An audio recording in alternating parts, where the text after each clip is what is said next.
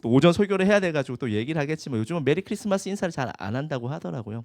해피 홀리데이 이렇게 인사 많이 한다고 하던데 우리는 그러지 않았으면 좋겠습니다. 메리 크리스마스 아니 해야 되잖아요. 그죠? 홍길동도 아니고 형을 형이라 부르지도 못하고 아버지를 아버지라 부르지 못하고 크리스마스를 크리스마스로 부르지 못하면 이게 뭡니까? 그죠? 네. 그래서 그런 의미에서 다시 한 번 더 이제 아까 인사 안 했던 우리 성도님들 보면서 메리 크리스마스 한 번 더 인사하겠습니다. 메리 크리스마스, 메리 크리스마스.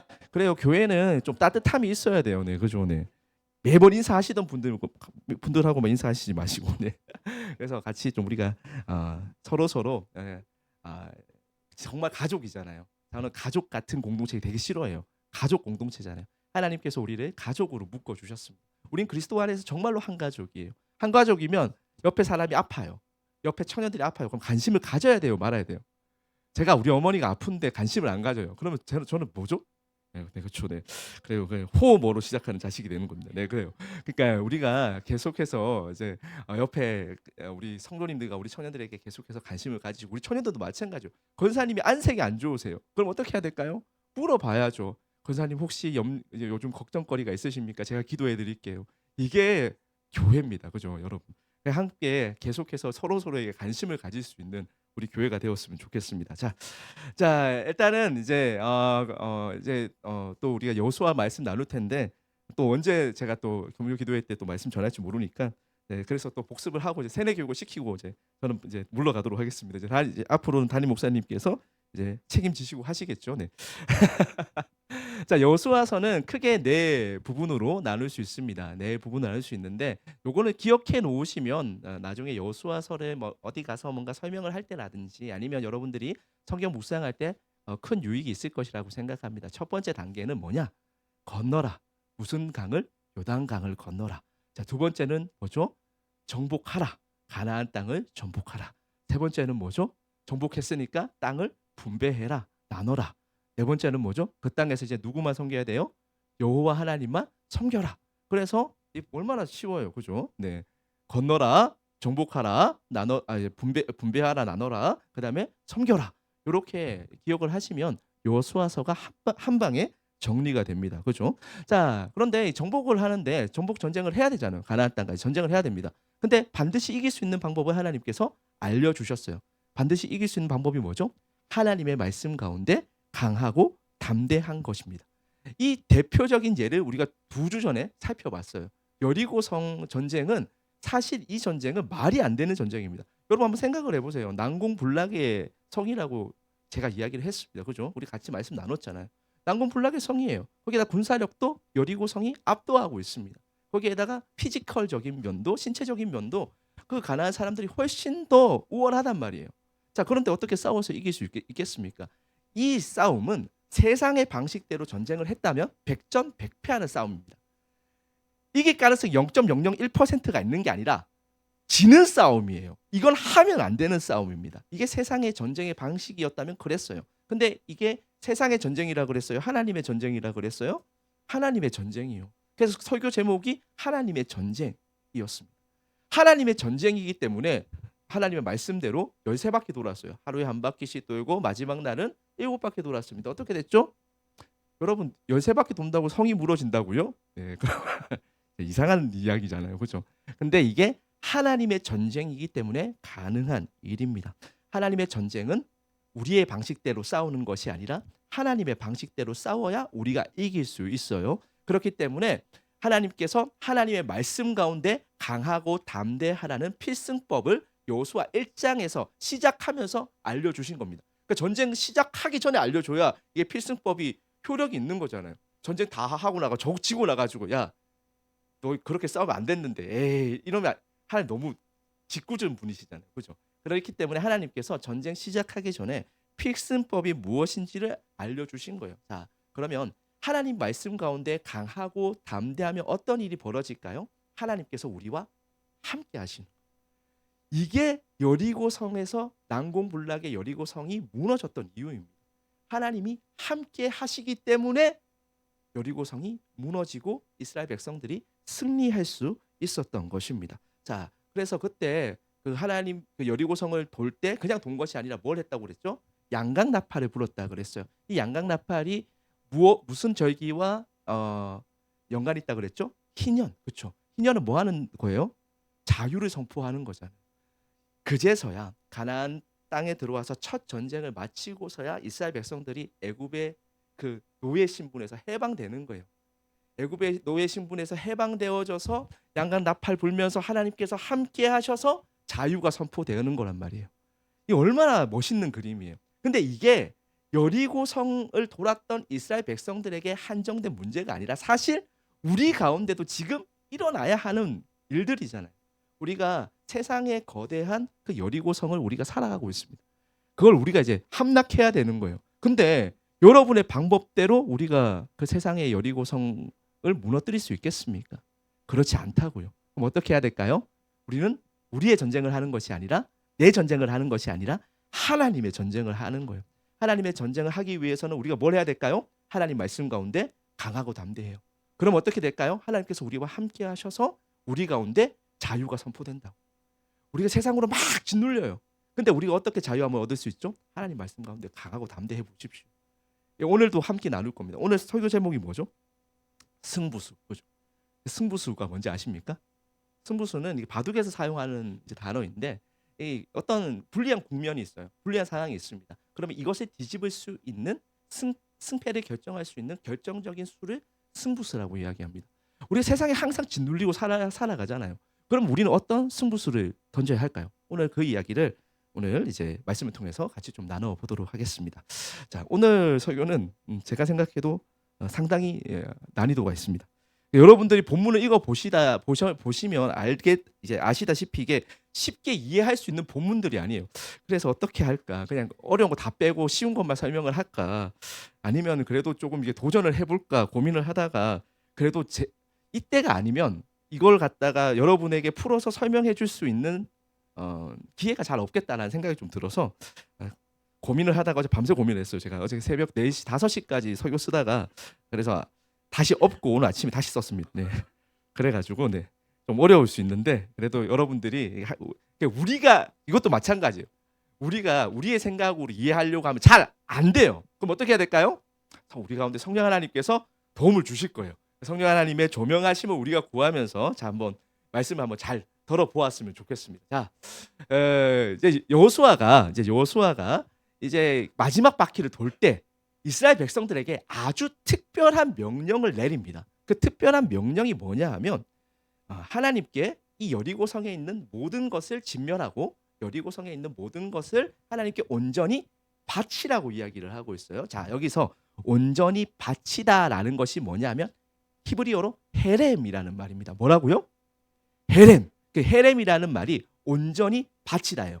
구별해서 온전히 바치는 것을 히브리어로 헤렘이라고 이야기합니다. 자, 16절 말씀 한번 다 같이 한번 보겠습니다. 자, 16절 말씀. 이제 헤렘이 무엇인지 오늘 먼저 이해를 해야지만 오늘 본문들과 이제 본문들이 우리 가운데 이해되기 시작할 거예요. 자, 16절 말씀 다 같이 한번 읽어 보겠습니다. 시작. 제사장들이 나팔을 불 때 여호수아가 백성에게 이르되 외치라 여호와께서 너희에게 이 성을 주셨. 자, 보세요. 자, 16절 말씀을 보니까 지금 여호수아가 뭐라고 이야기하고 있죠? 지금 아직까지 성이 무너졌어요? 안 무너졌어요? 무너지지 않았어요. 7바퀴 이제 다 돌고 나왔어요. 도는 상황이었습니다. 그래서 여호수아가 이스라엘 백성들에게 명령을 내렸어요. 근데 뭐라고 얘기하고 있죠? 이 성을 이미 주셨대요. 자, 그러면 지금 이스라엘 백성들도 상식이 있잖아요. 그 상식인데 자기네들이 이거 돌았다고 이게 무너질까요? 아니에요. 뭐 누가 하시는 거예요? 이거 누구 전쟁이에요? 하나님의 전쟁이에요. 자, 그러면 하나님의 전쟁에서 하나님의 방식대로 이 여리고성이 무너졌어요. 그러면 이거는 누구의 성일까요? 내 성일까요? 하나님의 성일까요?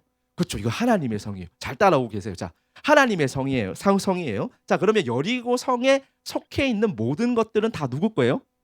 하나님의 것입니다. 이게 일단 여러분이 우리가 여리고성을 할 때 우리가 싸워가지고 이기면 이게 내 전리품이 될 수 있잖아요. 내 공로가 있으니까. 근데 이스라엘 백성들이 어때요? 지금 이스라엘 백성들은 뭐 했어요? 창 들지 않았다고요. 칼 들지 않았다고요. 방패 들지 않았다고요. 세상의 방식대로 내 실력대로 싸운 것이 아니라 온전히 100% 하나님의 방법대로 싸우고 있어요. 그러면 이 전쟁은 승리하더라도 누구가 승리를 주신 거죠? 하나님께서 선물로 승리를 주신 거예요. 자, 그렇기 때문에 여리고성에 있는 모든 것은 하나님의 것입니다. 자, 그래서 여호수아가 17절 말씀을 17절의 명령을 다시 이스라엘 백성들에게 하고 있는 거예요. 자, 17절 말씀 다 같이 한번 읽어 보겠습니다. 자, 17절 말씀 다 같이 읽겠습니다. 시작. 이 성과 모든 것은 여호와께 온전히 바치되 기생 라합과 그 집에 동거하는 자는 모두 살려주라. 이는 우리가 보낸 사자들을 그가 숨겨 주었습니다. 자, 그래서 17절 말씀을 보니까 뭐라고 이야기하고 있어요? 이 성과 그 가운데 있는 모든 것을 누구에게 바치라고요? 여호와께 온전히 바쳐라. 저때 온전히 바치다에 사용된 히브리어가 아까 우리가 이야기했던 헤렘이라는 말입니다. 아, 헤렘이라는 것은 하나님께 구분해서 하나님의 것이니까 하나님께 온전히 바치는 것이에요. 자, 그런데 중요한 게 있습니다. 그럼 온전히 바칠 때 방법이 있을 거 아니에요. 그죠?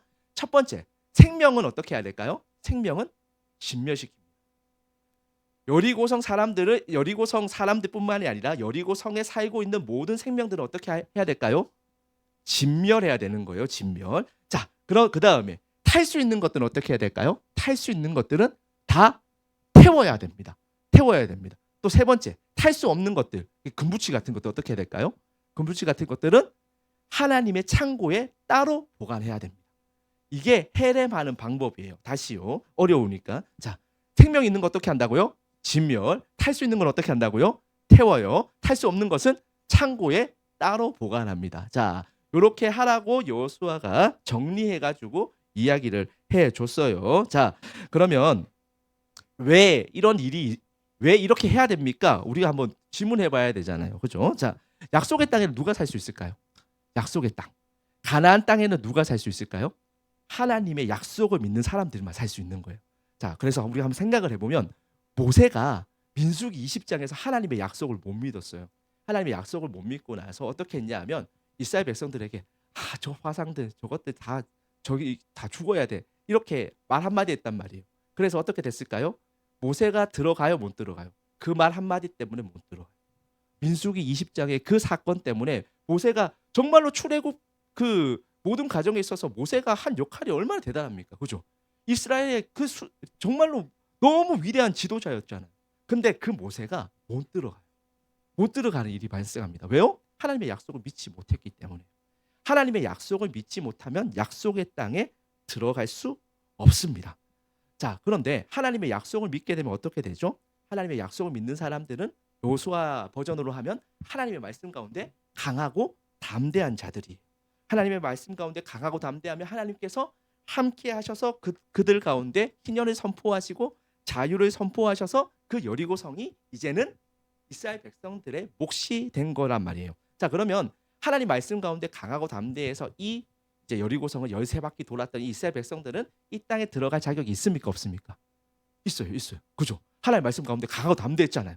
그래서 이스라엘 백성들이 여리고성을 차지할 수 있게 된 것입니다. 자, 그러면 이방인들은 어떨까요? 이방인들은 하나님의 약속을 믿어요, 안 믿어요? 일단 대부분은 안 믿어요. 우리 예외는 알고 있어요. 예외에 대해서는 우리가 라합이라는 인물에 대해서 우리가 함께 말씀을 나눈 적이 있습니다. 근데 대부분은 어때요? 안 믿어요. 약속을 안 믿어요. 그러면 이방인들은 그 약속의 땅에 들어갈 수 있을까요? 없어요. 그래서 진멸당하는 겁니다. 하나님의 약속을 믿지 못하는 자는 약속의 땅에서 살아갈 수 없어요. 이게 첫 번째 의미입니다. 자, 근데 두 번째 또 있어요. 정결법이라는 것이 있습니다. 이 정결법이 무엇이냐면 우리가 마지막으로 찬양했던 것이 하나님 어떻다고요? 거룩하다. 우리 함께 찬양했잖아요. 그죠? 하나님은 거룩하신 분이에요. 자, 하나님은 거룩하신 분. 근데 이스라엘 백성들은 어떤 존재입니까? 부정한 존재예요. 거룩하신 분, 부정한 존재예요. 자, 거룩한 하나님과 부정한 이스라엘이 만나면 어떻게 될까요? 죽어요. 그래서 하나님의 얼굴 보면 돼요, 안 돼요? 안 돼요. 그렇기 때문에 거룩하신 하나님과 부정한 이스라엘 백성이 만나면 죽기 때문에 이스라엘 백성들이 어떻게 하나님을 만날 수 있냐 하면 정결법이라는 것을 거쳐서 정결한 상태가 되어야지만 이제 하나님을 만날 수 있단 말이에요. 자, 그런데 신해산 언약을 통해서 하나님과 이스라엘 백성들이 이제 같이 살기로 했어요. 그죠? 같이 살기로 했단 말이에요. 이제 결혼을 했어요. 같이 살잖아요. 결혼했는데 따로 살면 됩니까? 안 됩니까? 안 되잖아요. 결혼했는데 아내랑 결혼했는데 저는 이제 여기 살고 이제 아내는 집에 있고 이거면 안 된단 말이에요. 그죠? 그러니까 같이 살아야 하기 때문에 이제 같이 사는데 문제가 뭐예요? 하나님은 거룩한데 이스라엘 백성들은 부정한 거예요. 그러니까 정결법이 중요해요, 안 중요해요? 그래서 정결법이 중요해요. 우리는 레위기 재미 하나도 없어요. 여러분 레위기를 보면서 재미가 있습니까? 우리 성경 어디에서 첫 번째로 실패하죠? 2024년 되면 또 성경 일독하겠다고 다 그렇게 마음을 먹잖아요. 마음을 먹지만 어디서 엎어집니까? 네, 레위기에서 엎어집니다. 왜요? 재미가 없으니까 무슨 말인지 모르겠으니까. 그런데 레위기가 이스라엘 백성들한테는 중요해요. 왜요? 하나님과 같이 살려면 정결법이 중요하니까요. 자, 그래서 정결 상태를 통해서 정결법을 통해서 정결한 상태가 되어야지만 하나님을 만날 수 있습니다. 자, 그러면 정결법을 안 지키면 어떻게 될까요? 안 지키면 다 죽는 거예요. 자, 그렇기 때문에 우리가 그러면 이방인들은 어떨까요? 이방인들은 당연히 부정한 존재겠죠. 그러니까 이방인들이 정결법 지킬까요? 안 지킬까요? 안 지켜요. 그러니까 이방인들은 어떻게 돼야 돼요? 이방인들은 진멸되는 거예요.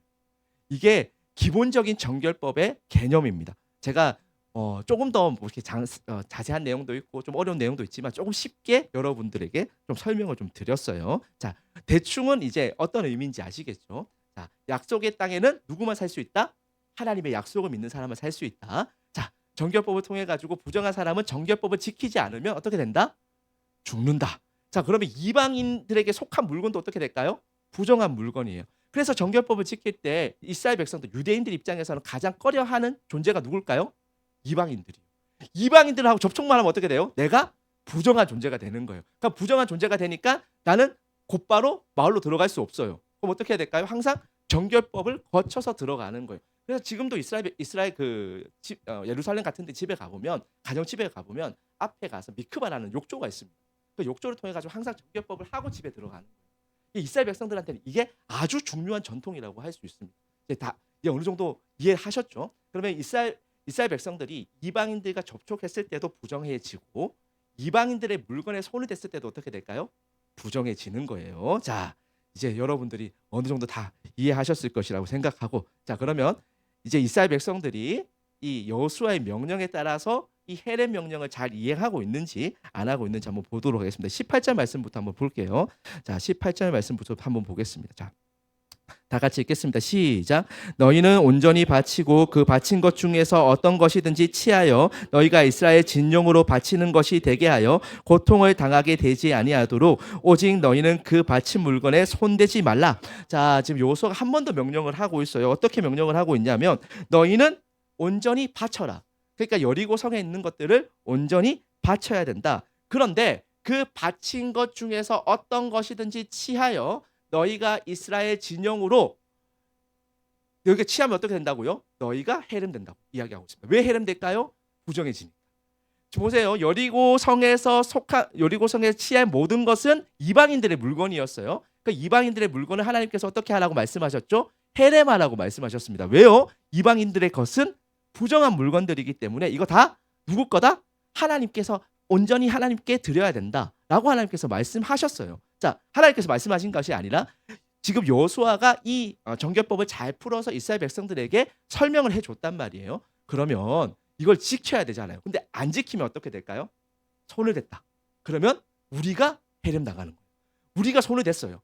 그게 막 탐이 나서 누구처럼 손을 댔어요. 그럼 어떻게 될까요? 우리가 부정한 존재가 되어서 우리가 해렘 당하는 거예요. 아까 전에 해렘은 뭐라 그랬어요? 생명이 있는 것은 진멸한다 그랬어요. 그죠? 이게 해렘의 원리예요. 여러분들이 이 원리를 잘 기억하셨으면 좋겠습니다. 그래서 하나님의 구분되어진 하나님께 온전히 바쳐야 되는 것에 손을 대면 어떻게 된다? 우리가 해렘 당한다. 손을 대는 사람이 해렘 당한다라고 성경이 우리의 가운데 이야기를 해주고 있습니다. 아니, 목사님 그 너무한 것 아닙니까? 이거 좀 가진다고 어떻게 될까요? 여러분 어떻게 되는지 아십니까? 우리는 우리가 가지면 우리가 잘 소화할 수 있다고 생각하잖아요. 우리가 이거 잘 유용한 때 쓸 수 있다고 생각하잖아요. 우리가 사사기를 보면 기드온이라는 사람이 나와요. 기드온의 사사가 나와요. 기드온이 말도 안 되는 전쟁에서 이깁니다. 그죠? 300대 13만 5천 명의 전쟁에서 이겨요. 이거 말도 안 되는 이야기잖아요. 근데 이게 가능한 이유는 뭐죠? 우리의 전쟁이 아니라 하나님의 전쟁이기 때문에 그래요. 하나님의 전쟁이기 때문에 이 전쟁에서 기드온이 승리했단 말이에요. 그러면 이거 다 누구 덕에 이긴 거예요? 하나님 덕에 이긴 거예요. 그러면 모든 공로를 모든 영광을 누구에게 올려드려야 돼요? 하나님께. 근데 기드온이 말년에 어떻죠? 자신을 위해서 에봇을 만들어서 올무에 빠지죠. 성경은 우리에게 너무나도 분명하게 너무나도 분명하게 보여주고 있습니다. 하나님의 것에 손을 대면 우리가 이거 잘 사용할 수 있을 것 같아요. 우리가 하나님의 승리 가운데 내 공로가 있다라고 뭔가 우리가 이야기하면 우리가 이 세상 가운데 인정받을 것 같아요. 근데 그렇지 않다고요. 우리가 결국에 올무에 빠지게 된다라고 성경이 우리 가운데 이야기를 해주고 있습니다. 자, 그래서 이 여호수아의 명령을 듣고 나서 이스라엘 백성들이 어떻게 했는지 한번 보겠습니다. 우리 20절 말씀이에요. 자, 20절 말씀 다 같이 읽겠습니다. 시작. 이에 백성은 외치고 제사장들은 나팔을 불매 백성이 나팔 소리를 들을 때에 크게 소리질러 외치니 성벽이 무너져 내린지라 백성이 각기 앞으로 나아가 그 성에 들어가서 그 성을 점령하고. 자, 진짜 하나님의 말씀대로 했더니 성벽이 무너졌어요. 왜요? 이 세상의 전쟁이 아니라 그랬잖아요. 하나님의 전쟁이기 때문에 하나님의 방법대로 하나님 말씀 가운데 강하고 담대하면 하나님께서 함께 하셔서 그곳 가운데 희년을 선포하시고 그곳 가운데 자유를 선포하셔서 그 땅을 그 성을 하나님께서 무너지게 하시는 거랍니다. 이 놀라운 일이 벌어진 거예요. 이스라엘 백성들이 성 돌 때 얼마나 조마조마했겠습니까? 가나안 사람들, 그 체육만 같은 아저씨들이 나와가지고 하면 제가 어떻게 싸워서 이겨요? 우린 메뚜기와도 같은데 그게 그냥 팩트잖아요. 사실이란 말이에요. 그런데 이스라엘 백성들이 조마조마하면서 돌았겠죠. 하루에 한 바퀴씩. 그리고 나서 마지막 날 7바퀴 돌았습니다. 돌고 나서 아무 일도 일어나지 않았잖아요. 근데 나팔 불고 함성을 와 외치자 어떻게 됐어요? 여리고성이 무너졌어요. 그거 보면서 이스라엘 백성들이 무슨 생각했을까요? 내가 했다고 생각했을까요? 아니요. 아무도 그 생각 안 했을 거예요. 하나님이 살아계신다. 하나님이 정말로 살아계신다. 그 하나님이 우리의 여호와 하나님이시다 라고 생각하지 않았을까요? 그렇죠? 그래서 21절 여호수아가 명령했던 그대로 이스라엘 백성들이 하기 시작합니다. 우리 21절 말씀 보겠습니다. 다 같이 읽겠습니다. 시작. 그 성 안에 있는 모든 것을 온전히 바치되 모소와 소와 양과 나귀를 칼날로 멸하리라. 아멘. 그래서 지금 이스라엘 백성들이 이 전쟁은 하나님께서 우리에게 승리를 주신 전쟁입니다. 이거 선포하면서 그 여리고성에 있는 것들 아무도 안 가져가고 어떻게 해요? 살아있는 것들은 진멸하고 태울 수 있는 것들은 태우고 그 다음에 태울 수 없는 것들은 하나님의 곳간에 보관하기 시작합니다. 하나님 그 여호수아의 명령대로 이스라엘 백성들이 이행하는 장면을 볼 수 있습니다. 그래서 저렇게 하는 거예요. 이 전쟁은 하나님께서 우리에게 승리를 주신 전쟁이니까 하나님께서 다 하셨으니까 이 모든 것을 다 하나님께 올려드리자 라는 의미로 저렇게 헤렘을 하고 있는 것입니다. 그래서 26절 말씀을 보면 여호수아가 이렇게 얘기하죠. 26절 말씀도 다 같이 한번 읽어보겠습니다. 시작. 맹세하게 하여 이르되 누구든지 일어나서 이 여리고 성을 건축하는 자는 여호와 앞에서 저주를 받을 것이라 그 기초를 쌓을 때 그의 맏아들을 잃을 것이요 그 문을 세울 때 그의 막내 아들을 잃으리라 하였다. 그래서 여호수아가 아예 딱 못을 박습니다. 이 전쟁 하나님께서 우리에게 승리를 주셨으니까 이제 여기서 누구도 공로 내세우지 마. 그 어떤 것도 여기에 쌓지 마라. 이거는 우리가 가나안 땅에 들어와서 첫 번째로 우리가 전쟁에 승리한 그 승리의 모델이기도 하고 기념비적인 사건이니까 우리 하나님 기억하자. 그런 의미에서 이 땅에 어떤 것도 쌓지 말라고 하나님께서 여호수아가 지금 이스라엘 백성들에게 명령하고 있는 것을 우리가 살펴볼 수 있습니다. 다 같은 의미라고 할 수 있어요. 왜 저렇게 한다고요? 하나님께서 승리를 우리에게 주셨다라는 것을 기억하고 그것을 실제적으로 우리 삶 가운데 이행하고 있는 이스라엘 백성들의 모습을 살펴볼 수 있습니다.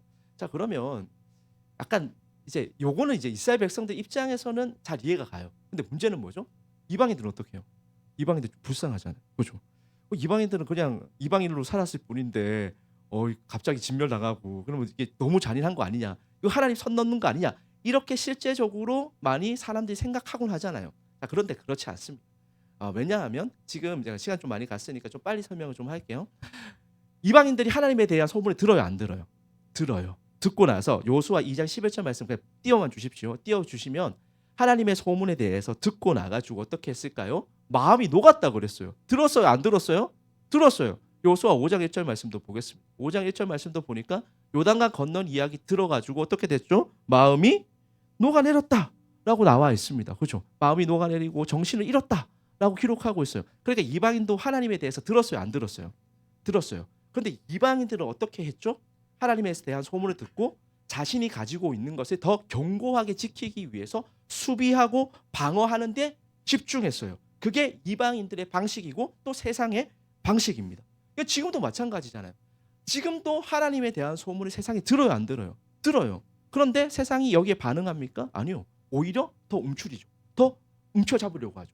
이게 세상의 방식이란 말이에요. 자, 그런데 이런 이방인들 가운데 구별되어져서 다른 선택을 한 사람이 하나가 있었습니다. 그게 누구였죠? 바로 라합이라는 사람이었습니다. 라합은 세상의 방식이 아니라 세상에 속하기보다는 어떻게 하기로 결정했어요? 누구에게 속하기로 결정했어요? 하나님께 속하기로 결정을 했습니다. 여기서 승부수를 딱 던진 거죠.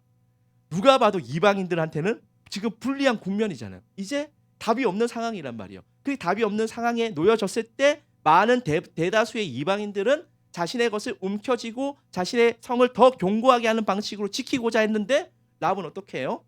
라합은 하나님께 던졌다고. 라합이라는 사람이 어떤 사람입니까? 이방인이잖아요. 이방인 유대인들 입장에서는 어떤 존재예요? 하나님 보시기에 또 부정한 존재예요. 그게 라합의 직업이 뭡니까? 희생입니다. 이거 지금 생각해도 그렇게 좋은 직업 아니잖아요. 우리가 천하다라고 생각하는 그 단어와 어울리는 직업 아닙니까?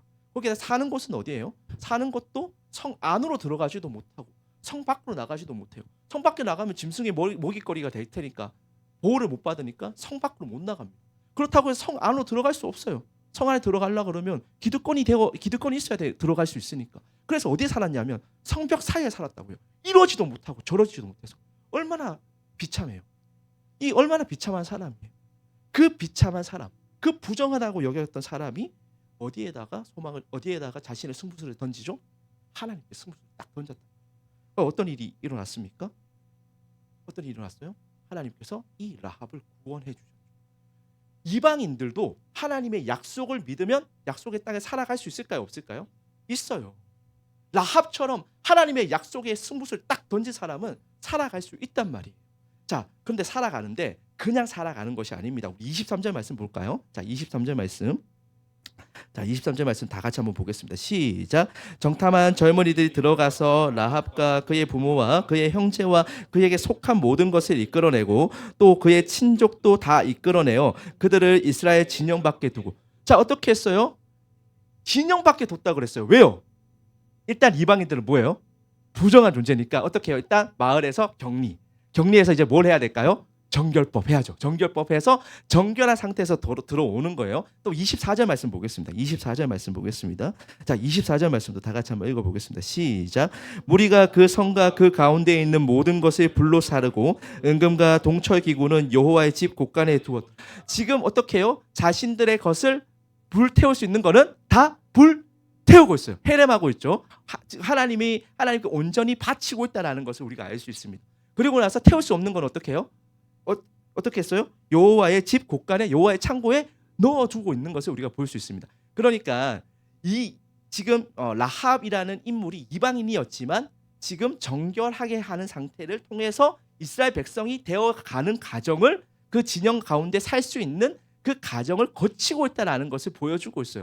그러니까 너 라합 아영자매님 라합이라고 생각하면 이제 라합 너는 이제 약속을 믿었으니까 바로 들어와 이게 아니라 하나님께서 말씀해 주신 그 절차와 그 과정을 거치고 있다는 것을 우리가 지금 말씀을 통해서 확인할 수 있는 것입니다. 그냥 이게 들어오는 게 아니라 항상 그 부정함을 씻어내는 방식으로 정결법을 통하여서 또 자신의 것들을 헤렘하는 방식을 통하여서 라합이 이제 이스라엘 백성 그 진중 안으로 들어오고 있다는 것을 우리가 살펴볼 수 있어요. 자, 그러면 왜 이렇게 했을까요?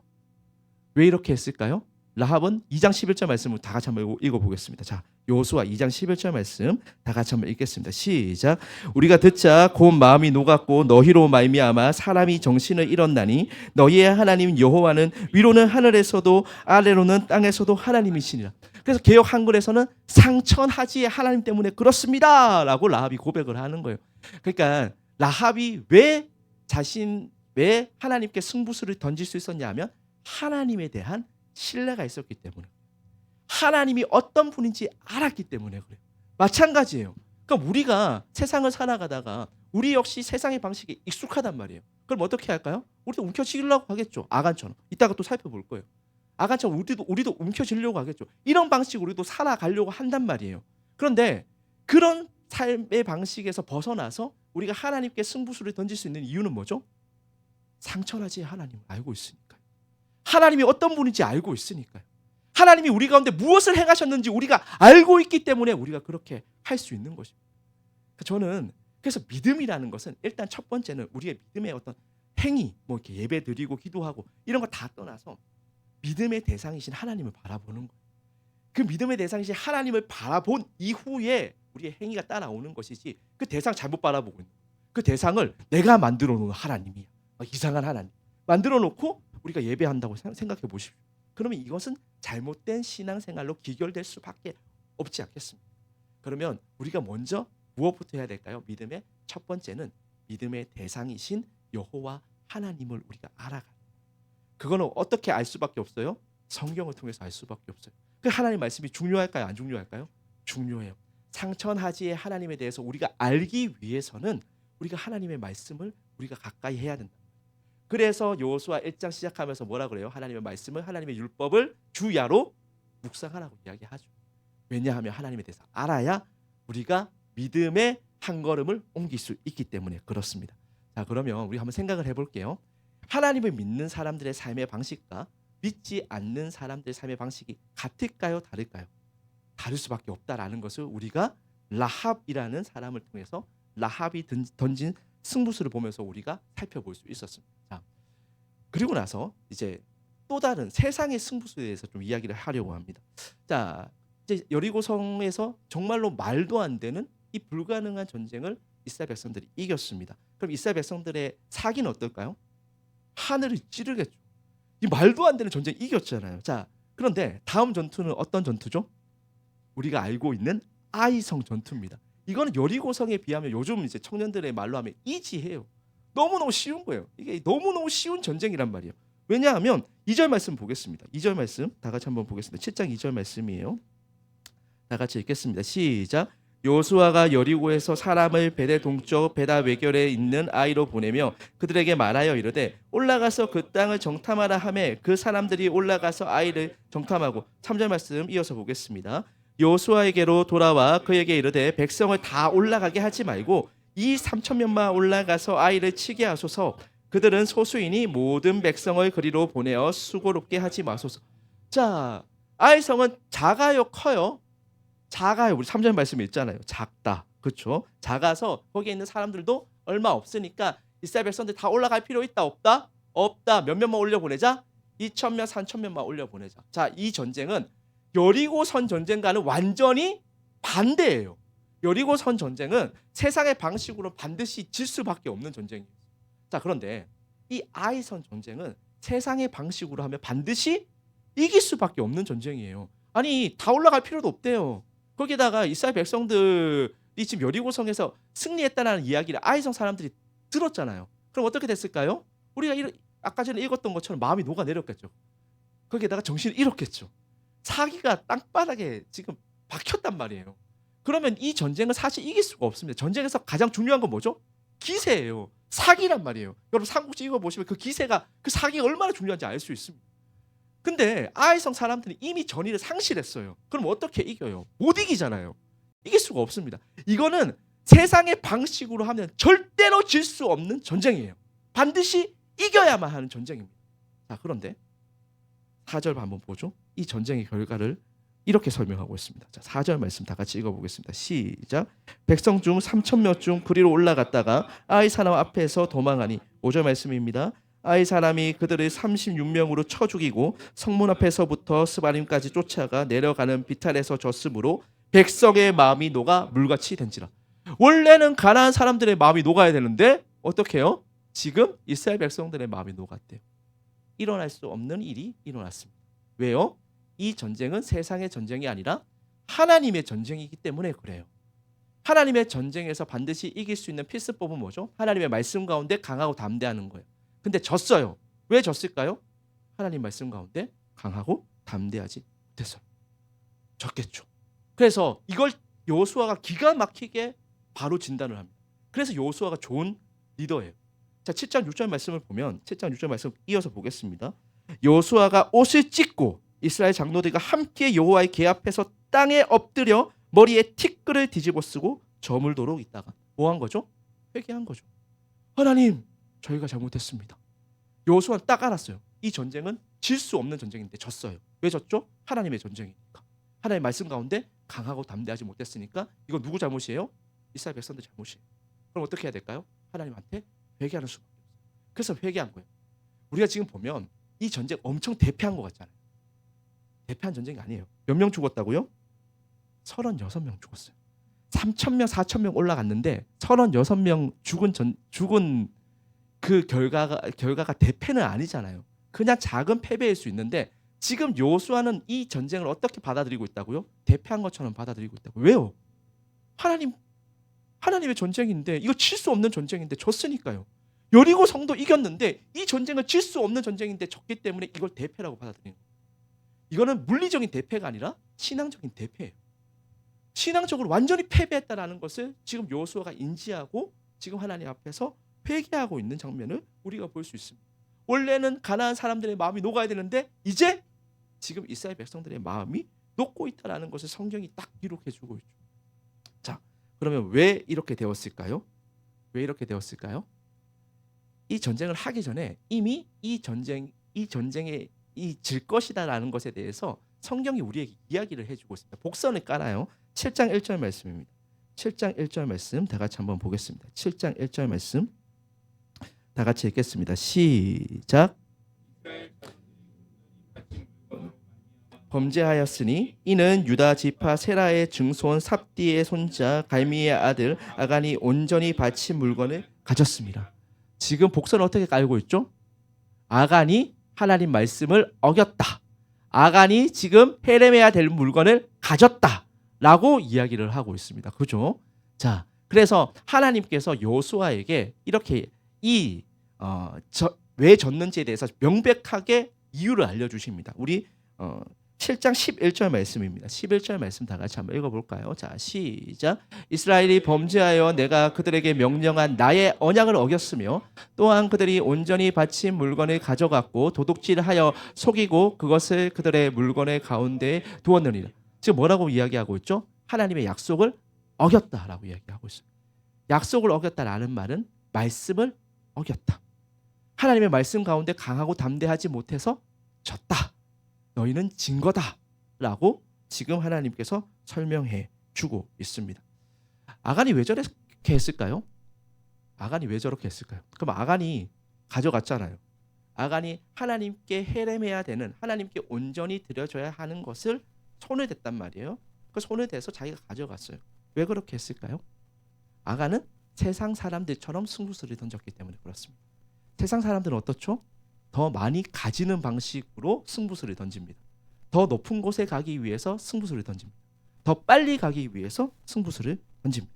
자, 그런데 이 아간이라는 사람은 라합과는 달리 완전히 빠방한 금수저 집안에서 태어났단 말이에요. 자, 우리 1절 말씀 다시 보겠습니다. 1절 말씀 보면 아간에 대해서 이렇게 소개를 해주고 있어요.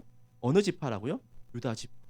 자, 유다 지파에 따라서 결국에 누가 오죠? 다윗이 오고 예수님이 와요. 그럼 유다 지파가 가지고 있는 이 12지파 중에서 이 유다 지파는 수장이라는 이미지를 가지고 있습니다. 집안이 좋아요, 안 좋아요? 좋아요. 거기에다가 이 세라는 이 베레스의 형이잖아요. 이 세라가 가지고 있는 이름이 빛이에요. 씨를 뿌린다, 빛이다. 이 이름 다 좋아요. 거기에다가 삽디, 선물이라는 뜻입니다. 거기에다 갈미, 열매라는 뜻이에요. 그러니까 지금 자신의 조상들의 이름이 좋아요, 안 좋아요? 그러니까 좋은 명문가에서 사람들이 그러니까 이것도 이름도 지을 때도 예전에는 이름을 지을 때도 저희 다 선비 이런 가문에서는 어떻게 지어요? 이름 막 짓지 않는다고요. 이름은 되게 뭔가 고상한 이미지, 고상한 어떤 의미들을 심어서 짓잖아요. 마찬가지였어요. 좋은 가문에서 좋은 어떤 조상들에게서 신앙 교육을 잘 받아왔어요. 자, 그러면 보세요. 라합이라는 사람은 승부수를 던져야지만 뭔가 자신의 상황을 역전할 수 있었잖아요. 근데 아간은 어때요? 가만히 있어도 돼요. 그냥 별짓 안 하고 가만히만 있어도 중간을 가는 사람이 누구예요? 아간이에요. 근데 아간이 어떻게 하죠? 아간이 승부수를 던집니다.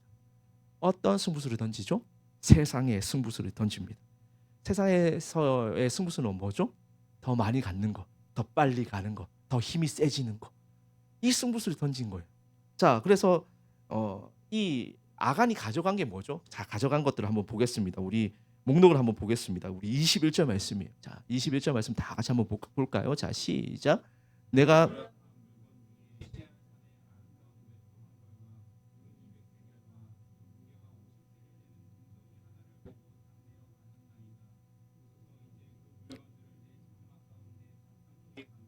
네, 네. 여기가 지금 보겠습니다. 자, 그래가지고 뭘 가져갔다고요? 시날산의 아름다운 외투를 일단 가져갔대요. 근데 여기서 시날산이라고 하는 거는 마운틴이 아닙니다. 올라가는 산이 아니에요. 그러니까 프롬 시날이에요. 그러니까 우리도 중국산 고추장, 중국산 콩 이러잖아요. 그거예요. 그러니까 제가 뭐 이렇게 여수와 혹시라도 밖에 나가가지고 외국 강의할 때 있으면 잘 모르시더라고요. 시날에 정말 산이 있는 줄 알아요. 시날 마운틴이 아니에요. 프롬 시날. 네, 말씀 듣다 보면 쏠쏠하게 챙겨가는 것들이 있습니다. 그러니까 앞으로 이제 보면서 마운틴이라고 생각하지 마시고 이 시날이라는 지역이 어떤 지역이냐면 이게 티그리스 강과 유브라데 강이 있잖아요. 요 사이 지역을 시날이라고 이야기합니다. 그 시날에서 시날 산지에서 난 그 외투예요. 제가 그래서 이게 어느 정도 가치가 있을까 또 궁금하잖아요. 궁금하죠, 여러분. 이게 어느 정도 가치가 있을까요? 요즘 제가 제일 비싼 어떤 브랜드가 남성 이제 외투 브랜드가 에르메스 정도로 알고 있습니다. 에르메스는 가장 싼 외투가 어느 정도 할까요? 돈 1,000만 원 합니다. 네, 그냥 코트 1,000만 원. 아우터 말고 이렇게 뭐 빠방한 거 말고 그냥 누가 봐도 그냥 그거 1,000조가리 하나가 1,000만 원이. 지금 시날산의 아름다운 외투는 부르는 게 값이에요. 부르는 값입니다. 지금 엄청 비싼 물건입니다. 거기에다가 뭘 가져갔다고요? 은 200세겔을 가져갔대요. 자, 은 200세겔, 1세겔은 4일 노동해서 벌 수 있는 그 화폐가 바로 1세겔입니다. 그럼 오늘날로 치면 오늘 이제 4일 일해서 벌 수 있는 게 1세겔이니까 뭐 하루에 요즘 한 10만 원 정도 번다고 치면 1세겔이 한 40만 원 정도 되겠죠. 자, 근데 얼마 가져갔다고요? 200세겔. 그러면 곱하면 8천만 원. 네. 자, 이런 것도 이게 정확하게 또 이게 뭐 풀어줘야 뭔가 속 시원하잖아요, 그죠? 네. 자, 잠도 깰 겸, 자, 무게 50세겔. 50세겔이 어느 정도 될까요? 한근 600g 정도 돼요. 자, 순금 600g이 어느 정도 나갈까요? 시세가 한 6천만 원 나갑니다. 자, 그래가지고 제가 한번 생각해 보니까 1억 5천에서 2억 정도 되는 것을 한 번에 가져간 거예요. 자, 그럼 아간이 왜 이렇게 했을까요? 아간이 왜 이렇게 했을까? 왜 가져갔을까요? 이거 하나님한테 온전히 바치라고 이야기했잖아요. 근데 왜 이렇게 했을까요? 하나님이 주신 승리로는 만족이 안 되니까요. 항상 우리가 무언가 하나님의 것을 탐할 때는 하나님이 주신 것으로 만족되지 않기 때문에.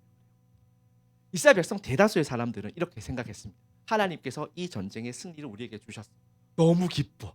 이건 은혜야 라고 생각했어요. 그런데 아간은 그렇지 않았습니다. 아니 전쟁에서 이긴 건 이긴 거고, 야, 나도 좀 콩콩물이 좀 떨어져야지. 이거 뭐야? 아니 열심히 나도 13바퀴 쇠 빠지고 돌았는데 이거 아무것도 안 남는 게 없잖아. 이거잖아요. 그러니까 어떻게 하죠? 야, 하나님이 주시지 않으니까 내가 알아서 챙겨야겠다. 이게 아간의 마인드잖아요. 근데 이거 우리의 마음이기도 하잖아요. 우리가 하나님의 은혜로만 만족하지 못할 때가 있어요. 하나님이 주신 기쁨으로 만족하지 못할 때가 있어요. 우리는 말도 안 되는 은혜를 누리고 살아요. 죄와 허물로 이미 죽었는데 하나님께서 놀랍게 그 희년 나팔을 부셔가지고 우리에게 자유를 선포해 주셨단 말이에요. 우리는 원래 존재가 죄의 노예로 살아가야 돼요. 근데 하나님께서 우리를 죄의 노예에서 하나님의 자녀로 신분을 바꿔주셨어요. 그럼 이걸로 충분히 우리는 감사하고 이걸 누리며 살아가야 되는데 우리도 어떻죠? 그 신앙생활을 하다 보면 아간의 마음이 들 때가 있어요. 하나님으로 만족하지 못할 때가 있어요. 하나님의 은혜로 다 만족하지 못할 때가 있어요. 그때 우리 가운데 작동하는 것이 탐심입니다. 지금 말씀을 보면 보고 탐내었다고 이야기하고 있어요. 하와가 그랬죠. 선악과 보고 탐심이 일어났어요. 우리도 마찬가지예요. 우리 가운데도 하나님 가운데 만족하지 못할 때 우리 가운데 뭐가 일어나요? 보고 탐심이. 탐심이 일어날 때는 우리가 어떻게 될까요? 탐심을 제어할 수 있는 방법은 하나님의 은혜밖에 없어요. 하나님께 돌아가는 수밖에 없어요. 이거 우리의 힘으로 제어할 수 있을까요? 아담과 하와가 못했다라고 보여주고 있잖아요. 수많은 구약의 인물들이 이거 안 됐다라고 이야기하고 있잖아요. 이게 단순히 물질에 관한 부분만 이야기하고 있는 것이 아니에요. 탐심이 뭐도 있죠? 다윗이 어떻게 하죠? 바세바를 범할 때 마음에 탐심이 일어나요. 이게 그냥 구약의 인물들의 이야기가 아니라고. 우리 가운데 지금 일어나고 있는 일이라고. 여러분 가운데 마음에 탐심이 일어났어요. 왜 탐심이 일어났을까요? 하나님의 은혜 가운데 가장 큰 증거. 내가 자꾸 하나님 외에 다른 것들이 눈에 들어오기 시작해요. 왜죠? 하나님이 주신 이 은혜가 나한테 충분하지 않다는 거예요. 그것 때문에 우리 가운데 그런 것들이 일어나는 것입니다. 우리는 세상과 구별되어져서 하나님의 소유가 되어서 하나님께 속한 자로 살아가는 것보다 세상이 주는 만족도가 높다고 생각할 때, 그때 우리가 아간과 같은 행동을 하게 되는 거죠. 아간의 승부수는 뭐죠? 하나님이 아니라 탐심을 쫓아서 세상 가운데서 더 많은 것을 가지는 것입니다. 자, 그러면 이런 아간의 체후는 어떨까요? 자, 이런 체후는 우리 여호수아 6장 18절 말씀 다시 한번 보겠습니다. 6장 18절 말씀이에요.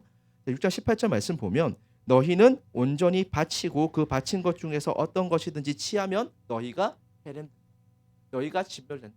생명을 어떻게 돼요? 진멸되는 거예요. 그럼 어떻게 돼야 될까요? 아간도 진멸되어져요. 아니, 목사님 너무하잖아요. 아간 개인의 범죄잖아요. 아간 개인의 범죄인데 왜 이렇게까지 합니까? 공동체 전체가 보세요. 그럼 아간이라는 사람이 그 진영 가운데 있어요. 그럼 아간이 어떻게 됐어요? 지금 하나님께 속한 그 이방인의 물건을 손댔어요. 그러면 손대는 순간 아간도 부정해져요. 부정한 사람이 진영 가운데 있어요. 그러면 그 진영도 부정해져요. 그럼 어떻게 해야 될까요? 반드시 아간을 해냄해야 돼요. 부정한 사람을 반드시 솎아내야 된단 말이에요. 그 일이 일어나야 됩니다. 자, 그래서 어떻게 하기로 했죠? 제비를 뽑아요. 그리고 나서 25절, 26절 말씀 보니까 어떻게 하죠? 정말로 아간을 돌로 쳐 죽이죠. 그렇죠? 25절 돌을 쳐 죽이고 26절 말씀 보니까 그 장소를 어떻게 이야기하고 있죠? 26절 말씀 다 같이 읽겠습니다. 시작. 그 위에 돌 무더기를 크게 쌓았더니 오늘까지 있더라. 여호와께서 그의 맹렬한 진노를 그치시니 그러므로 그곳 이름을 오늘까지 아골 골짜기라 부르더라. 그래서 이 괴롭게 하다라는 말이 아카르예요. 그래서 아카르 골짜기예요. 아카르를 빨리 하다 보면 아골이잖아요. 그죠? 그래서 아골 골짜기가 된 거예요. 그러니까 아간을 그렇게까지 죽일 필요가 있습니까? 아니요. 죽여야 돼요. 근데 한국 교회가 지금 이거 잘 하고 있어요? 못 하고 있어요? 못 해요. 한국 교회의 가장 불행한 일은 하나님의 것에 손을 댔어요. 근데 하나님의 것에 손을 댄다라는 말은 물론 뭐 교회의 물건일 수도 있겠지만 여러 가지 우리 자신일 수도 있잖아요. 목사들은 어때요? 하나님께 우리 드렸어요? 안 드렸어요? 제가 드렸을까요? 안 드렸을까요? 저도 나름대로 드렸습니다. 하나님께. 하나님, 제가 하나님만 바라보고 살겠습니다. 하나님 한 분만으로 만족하고 저는 세상에 속한 사람이 아니라 하나님께 속하겠습니다라는, 적어도 제 딴에는 나름 결단을 하고 그래도 서원하고 제가 목사했단 말이에요. 목사의 길을 걷고 있단 말이에요. 다른 목사님도 다 그랬을 거라고 생각합니다. 그런데 어떻죠? 하나님으로 만족하지 못하니까 마음에 탐심이 일어나요. 그러니까 뭐 하죠? 다 건드리죠. 돈도 건드리고 사람도 건드리고 여자 성도도 건드리고. 근데 왜 해림되지 않습니까? 그러면 개인의 문제가 아니라니까요. 공동체 전체의 문제가 돼요. 그러니까 한국 교회가 아프죠. 너무 아픈 거예요. 이것들을 회복하는 방법이 무엇일까요? 이거 근데 이제 우리 설교를 마무리해야 되니까 우리가 딱 지금까지 들었을 때는 하나님 너무하신다라는 생각이 들죠. 그렇죠? 너무한다는 생각이 들죠. 그래도 너무 잔인하잖아요. 아니 그래도 헤렘까지는 아닌 것 같아요 라는 생각이 들잖아요. 근데 이런 자정작용 없이는 이스라엘 백성들이 거룩해질 수 없다고요.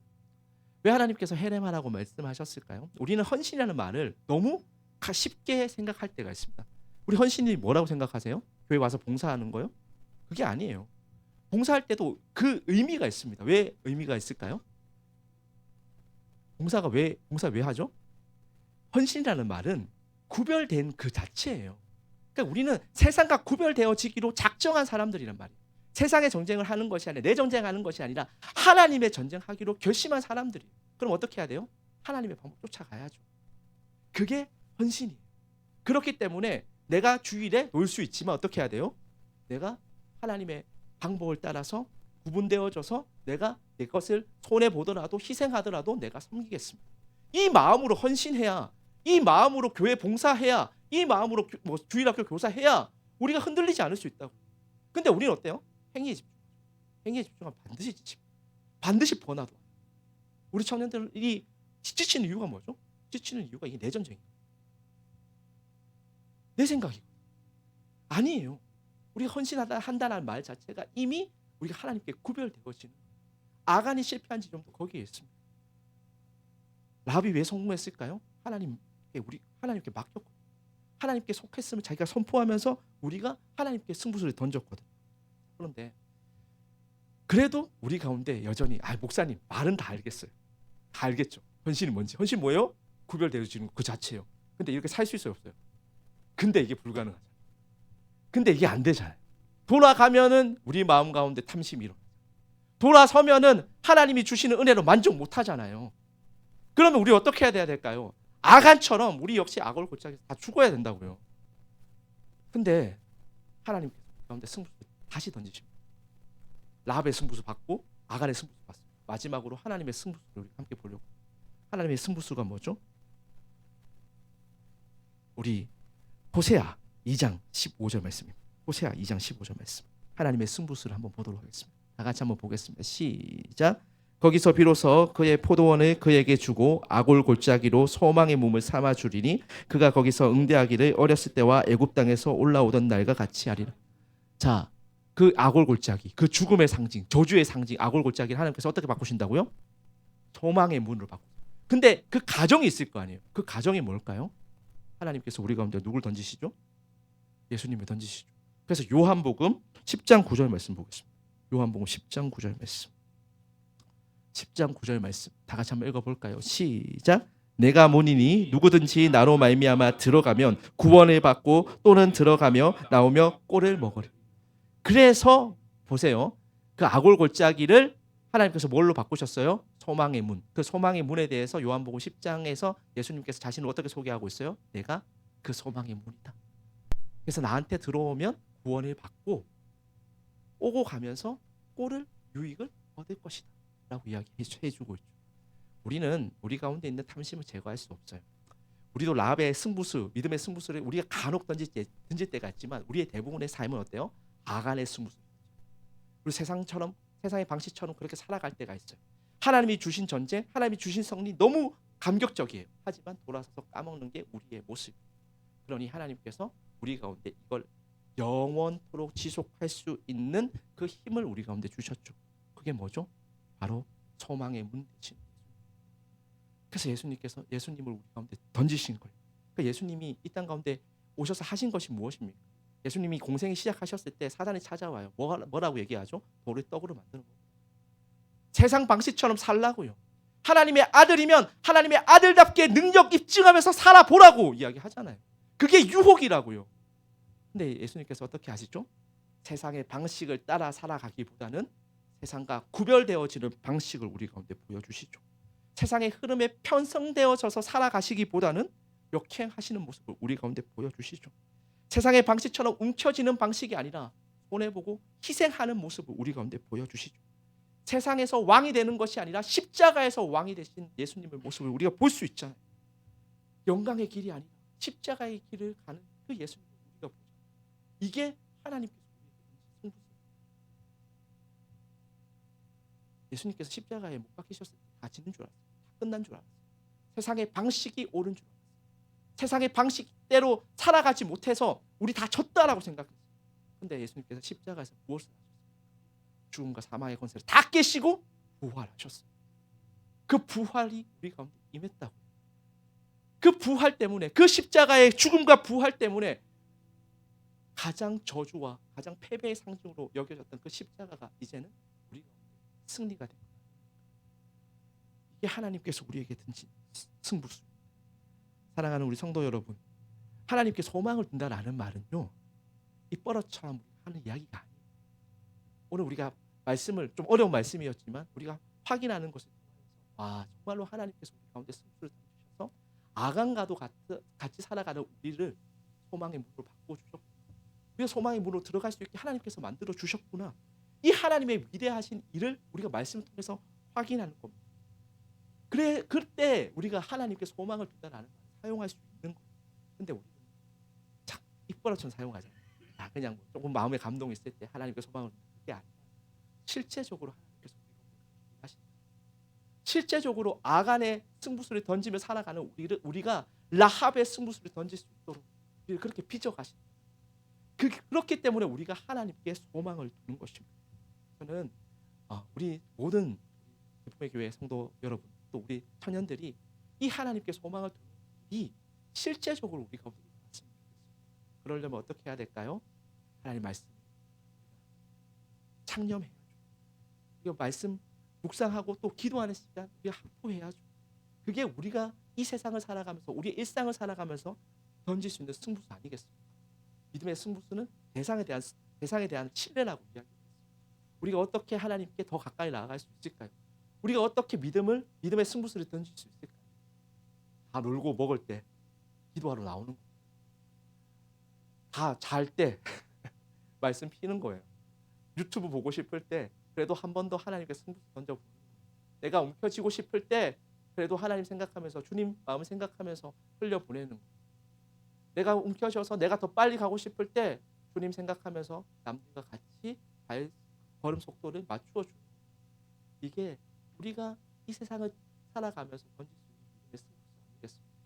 저는 이렇게 믿음의 승부수를 던지는 것이 주님께서 우리에게 말씀하신 십자가를 지는 삶이라고 생각합니다.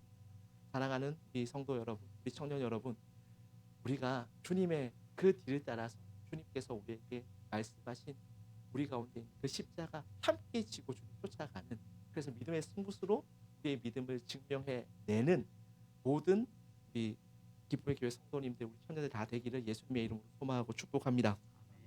그래서 우리 앞에 여기 앞뒤로 좌우로 보시면서 믿음의 승부수 한번 던져봅시다. 이렇게 한번 인사하시겠습니다. 네, 믿음의 승부수 한번 던져봅시다. 네.